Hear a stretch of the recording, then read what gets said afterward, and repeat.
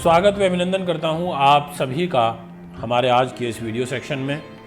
और आज मैं आपको विशेष रूप से जानकारी दूंगा कि यदि आप सिंह लगन के हैं तो चंद्र ग्रह का आपके जीवन में क्या प्रभाव रहेगा।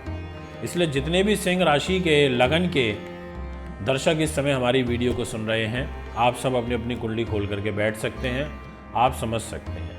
आप इस फल को राशि से भी सुन सकते हैं और आप इस फल को लगन के अकॉर्डिंग भी सुन सकते हैं। लगन मेन चार्ट होता है हमारी पत्रिका का। जैसे ये सामने एक डिस्प्ले में कुंडली लगी हुई है, इसमें जो हमने लगाया है ये लगन चार्ट है। तो लिखा भी हुआ है, जहाँ प्रथम भाव लिखा है वो लगन है। वो जहाँ पर लिखा है पैसा धन वो दूसरा स्थान है। ऐसे ही जहाँ साहस पराक्रम लिखा है वो तीसरा स्थान है। तो ये स्थान फिक्स होते हैं, ये मूवेबल नहीं है, ये जैसे हैं ऐसे ही रहेंगे। अगर ये पैसे का घर है सेकंड हाउस तो वो वही रहेगा, वो बदल नहीं सकता। अगर मेरी नाक इधर है तो इधर ही रहेगी, ये नहीं बदल सकती। आगे आने वाली जितनी भी जनरेशन रहेगी उनकी भी यहीं रहेगी। ये भगवान का सेटअप है, इन्होंने सेटअप बना के भेजा, इसको हम चेंज नहीं कर सकते। अगर मुझे यहाँ सर दिया है, यहाँ आंखें दी हैं, यहाँ हाथ दिए हैं, तो ये सब मुझे ही नहीं सबको दिए और आगे आने वाले टाइम में भी सबको यही प्राप्त होंगे। तो आप इस चीज को स्थान मान लीजिए। अब यहां पर आकर के बैठ कोई भी सकता है, सबके फल अलग अलग हो सकते हैं। यहां राशियां बदलेंगी तो रिजल्ट अलग अलग मिलेंगे।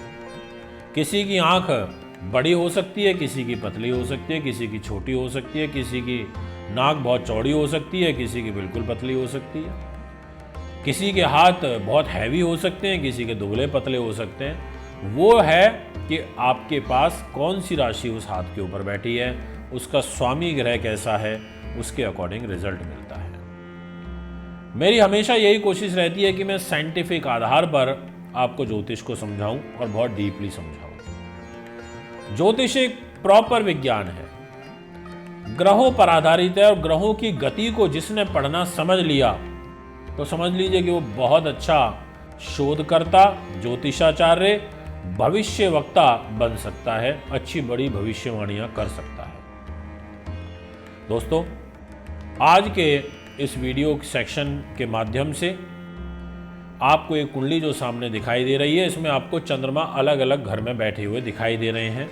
बस डिफरेंस इतना है कि आज शुरुआत सिंह लगन से हो रही है, यानी कि पहले खाने में लगन के साथ 5 नंबर लिखा है, क्योंकि हमें बात ही सिंह की करनी है। इस लगन के मालिक सूर्य ग्रह होते हैं और चंद्रमा का फल बता रहे हैं, और सूर्य चंद्रमा मित्र है। और चंद्रमा के पास क्या है? चंद्रमा के पास है 12th हाउस। चंद्रमा के पास है आपके खर्चे, आपका व्यय। चंद्रमा ने बोला कि खर्च की जिम्मेदारी है भाई साहब मेरे पास। चंद्रमा ने बोला कि मेरे पास मोक्ष है। चंद्रमा ने बोला कि मैं अपने हिसाब से फल दूंगा, आपके हिसाब से नहीं, अपने हिसाब से दूंगा। तो अब मैं आपको बताना चाहता हूं कि वीडियो को पूरा ध्यान से अंत तक सुनना, आपको बहुत कुछ सीखने को भी मिलेगा, बहुत कुछ समझ में भी आएगा। सबसे पहला और सबसे महत्वपूर्ण पॉइंट वो ये कि चंद्रमा के पास सिंह लगन में जो डिपार्टमेंट है ना, वो अच्छा नहीं है, क्योंकि वो 12वें भाव का स्वामी है, जहां 4 नंबर लिखा है, मोक्ष का, व्यय का।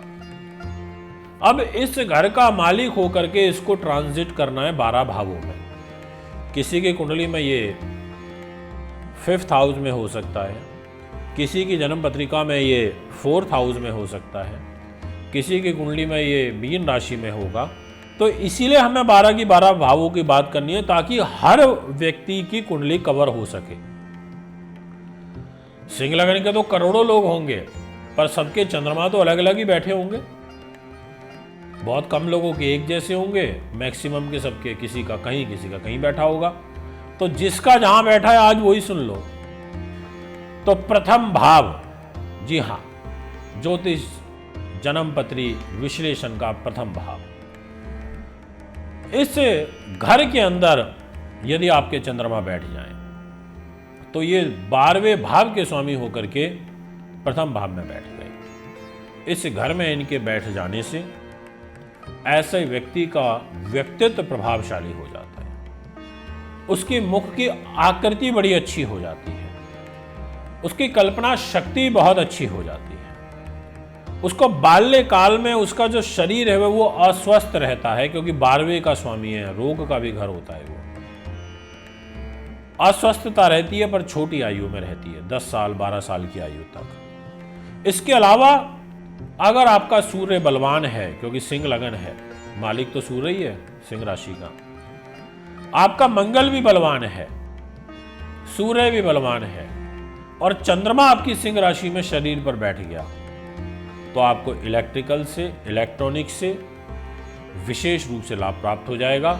अग्नि तत्व प्रधान ग्रहों से आपको विशेष लाभ प्राप्त हो जाएगा। आप काफी बुद्धिमान रहोगे, आपका शरीर सुगठित रहेगा, आपकी विचार शक्ति अच्छी रहेगी, सोचोगे बड़ा, करोगे बड़ा, छोटी चीजों से तो कॉम्प्रोमाइज करना पसंद ही नहीं रहेगा, और भूमि का, सवारी का, मकान का सुख से युक्त रहोगे। क्योंकि चंद्रमा प्रथम भाव पर बैठा है, मित्र राशि में बैठा है, सूर्य की राशि में बैठा है, आपको रिजल्ट बहुत अच्छे दे देगा।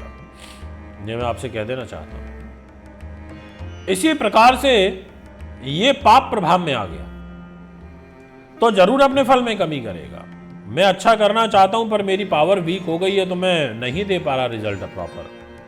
ऐसे ही यहां पर चंद्र ग्रह यदि दूसरे स्थान में बैठ गया, तो इस घर में बैठ करके, कन्या राशि में बैठ करके मित्र व्रत धर्म का पालन करेगा, और ऐसा जो व्यक्ति होता है वो काफ़ी मधुर भाषी हो जाता है, हंसमुख स्वभाव का हो जाता है।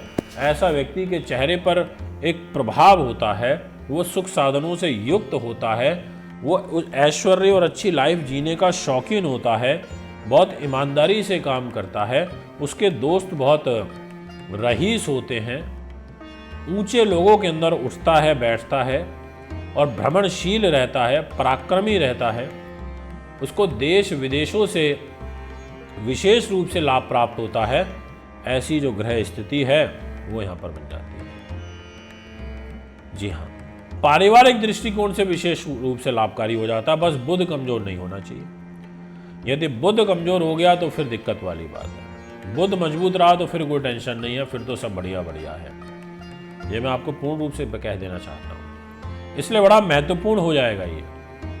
इसी प्रकार से यदि आपका चंद्रमा जाकर के बैठ गया तीसरे स्थान में, तीसरे स्थान का मतलब तुला राशि, यानी कि शुक्र की राशि, यानी कि जहां 7 नंबर लिखा है, जो छोटे भाई बहनों का होता है, जो साहस पराक्रम का होता है। अब इस घर में बैठना, चंद्रमा का बैठना, 12वें भाव का स्वामी होकर के बैठना, आपको देश में विदेश में यात्राओं के अवसर प्राप्त होंगे, आपको छोटे भाई बहनों से सहयोग प्राप्त होगा, आपको विशेष रूप से संगीत में रुचि रहेगी, साहित्य में रुचि रहेगी, आपका सर्कल अच्छा रहेगा, आप बहुत ईमानदार रहोगे, कर्मठ रहोगे, आप किसी के साथ चीटिंग नहीं कर सकते, आपकी सोच ईमानदार रहेगी। ऐसे जो व्यवहार हैं वो आपको प्राप्त हो जाएंगे। आपका अगर शुक्र भी मजबूत हुआ तो फिर तो कोई टेंशन वाली बात ही नहीं है। फिर तो शुक्र के मजबूत होने का मतलब है कि ये आपको बहुत अच्छा रिजल्ट देगा। शुक्र के मजबूत होने का मतलब है कि आपका कर्म भी मजबूत हो जाएगा, कर्म की गति भी मजबूत हो जाएगी। ऐसा भी एक फल आपको यहाँ पर प्राप्त होगा। इसी प्रकार से यदि यही चंद्रमा आपका 8 नंबर में बैठ जाए राशि के अंदर, वृश्चिक राशि में, भाव रहेगा चतुर्थ, कुंडली में देख सकते हैं, और जहाँ लिखा है सुख साधन है, वो घर होता है सुख साधन, प्रॉपर्टी, वाहन, जमीन, जायदाद, माँ का सुख, पैतृक संपत्ति का लाभ, ये सारी की सारी जो चीज़ें हैं ये चतुर्थ भाव से देखी जाती हैं। इस 8 नंबर में जब चंद्रमा का गोचर होगा तो चंद्रमा नीच के हो जाएंगे, और चंद्र जैसे ग्रह का नीच होना अच्छा नहीं होता। चंद्रमा नीच का होगा तो परेशानी देगा, चंद्रमा नीच होगा तो पीड़ादायक परिस्थितियों का निर्माण करेगा। इसलिए आपको ध्यान रखना पड़ेगा, इसीलिए आपको सावधान रहना पड़ेगा। आपको माँ के सुख में कमी आएगी, आपको पारिवारिक उलझनें आएंगी, आपको परिवार से तनाव आएगा, आपको प्रॉपर्टी, वाहन, ज़मीन, जायदाद लेने में उलझनें पैदा होंगे, आपको पैतृक संपत्ति से लाभ मिलने में दिक्कत आएगी, आपको अपने लोगों से धोखा मिलेगा, आपके कार्य बनेंगे विलंबकारी परिस्थितियों में, यानी कि आपका जो लाइफ है वो स्ट्रगलिंग हो जाएगा, चुनौतीपूर्ण हो जाएगा, आपको मेहनत ज़्यादा करनी पड़ेगी, आपको ज़्यादा परिश्रम करना पड़ेगा, उसके बाद आप धन लाभ प्राप्त कर पाओगे। अन्यथा आपको एक ही आपके सामने पीड़ा रहेगी कि पंडित जी हमारा जीवन ऐसे ही संघर्ष में निकल गया पर हम लाभ प्राप्त नहीं कर पाए, हमारे को परेशानी रही। आपको उदर विकार जो होते हैं वो दुखी करेंगे। इसी प्रकार से यदि आपका ये चंद्रमा पंचम भाव में बैठ जाए और वहां पर राशि है 9 नंबर और वो घर है आपके संतान का, बुद्धि का, उन्नति का, नीति का, शास्त्र का, विद्वानता का, प्रेम संबंध का, काव्य कला का, आपकी रिसर्च का, आपके अकस्मात धन लाभ का, ये सारी की सारी चीजें इस पंचम भाव से ही देखी जाती हैं। और धनु राशि है वहां पर, गुरु की, चंद्रमा के मित्र की राशि है, चंद्रमा खर्च का स्वामी है, कर्क राशि का मालिक है और कर्क राशि से छठे हो जाएगा। अब कर्क राशि से छठे हो जाने से एक ही चीज़ का ड्रॉबैक आएगा कि संतान के साथ नहीं बन पाएगी, पेट खराब रहेगा, गले छाती से रिलेटेड प्रॉब्लम जल्दी हो जाएगी, अन्यथा आपको बहुत अच्छा रिजल्ट मिलेगा।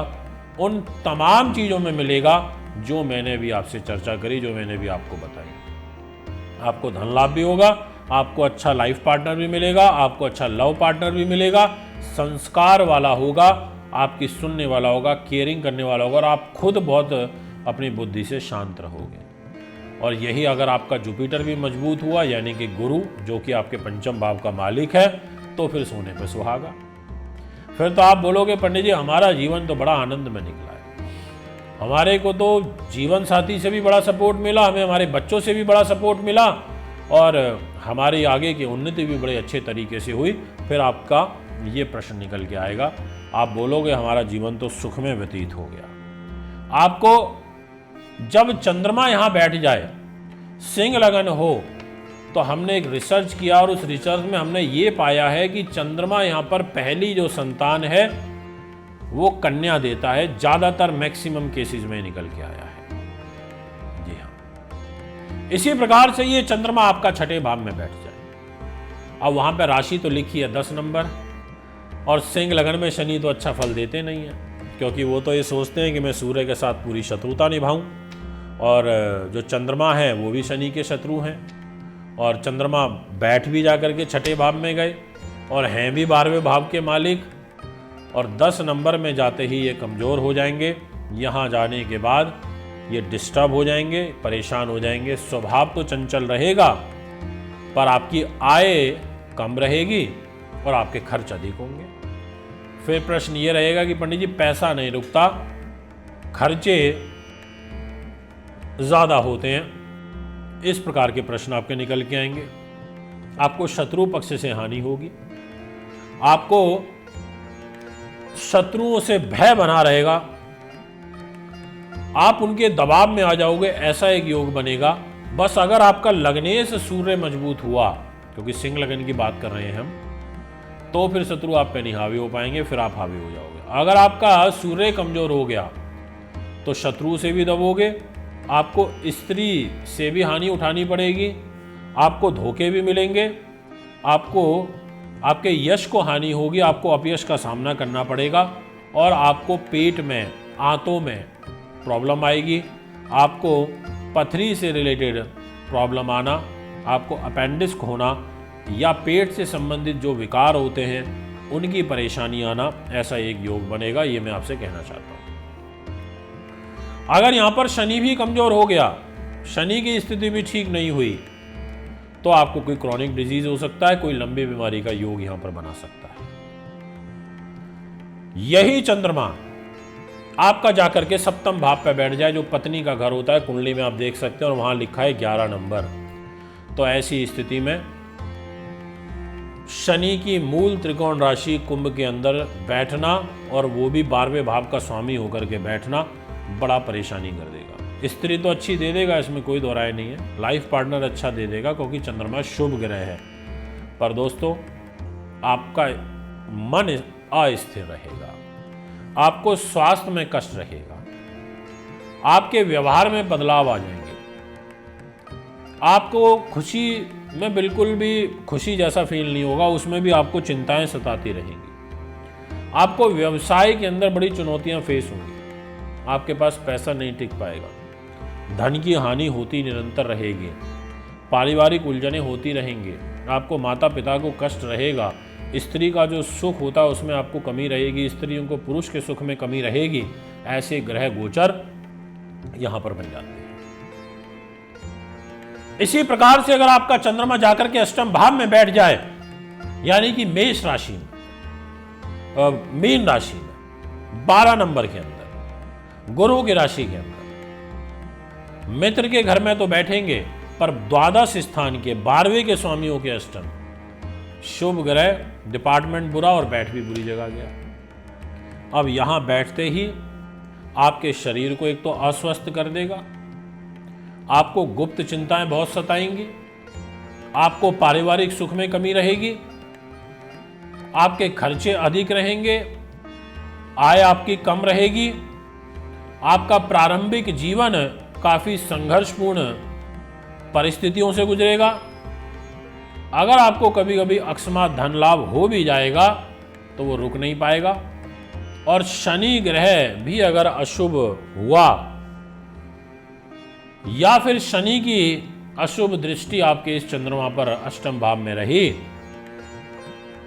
तो स्त्री से अलग कर देगा, वैमनस्य का भाव उत्पन्न कर देगा और कोई अकस्मात मृत्यु तुल्य कष्ट ऐसे व्यक्ति को भी हो जाता है, भोगना पड़ जाता है। ऐसी परिस्थितियों का निर्माण कर देगा। इसी प्रकार से यदि आपका यही चंद्रमा नवम भाव में बैठ गया, भाग्य के घर में बैठ गया, धर्म कर्म के घर में बैठ गया, पिता के घर में बैठ गया, पुत्र पौत्र प्राप्ति के घर में बैठ गया, विदेश के घर में बैठ गया, भाग्य उदय के घर में बैठ गया, 1 नंबर राशि में जहां 1 नंबर लिखा है वहां पर नवम भाव बोलते हैं उसको, द्वादश स्थान का स्वामी है और बैठा है भाग्य के घर में, चंचल प्रवृत्ति दे देगा, तीव्र बुद्धिमान आपको बना देगा क्योंकि मित्र के घर में बैठा है मेष राशि में।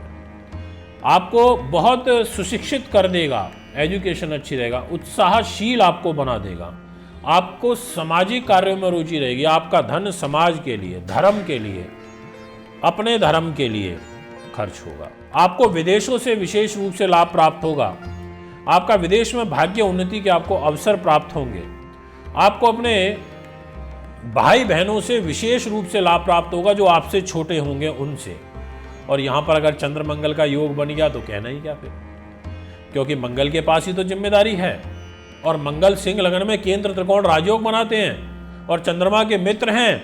अगर ये योग बन गया ना दोस्तों तो आपको लिटरली बोल रहा हूं, आपको कभी भी धन की, जमीन की, जायदाद की, भूमि की किसी भी प्रकार की कमी नहीं होगी। जब तक इस दुनिया में रहोगे तब तक आप सुख साधनों से युक्त रहोगे। ऐसा एक योग यहाँ पर बना देगा। कितना सुंदर योग होता है।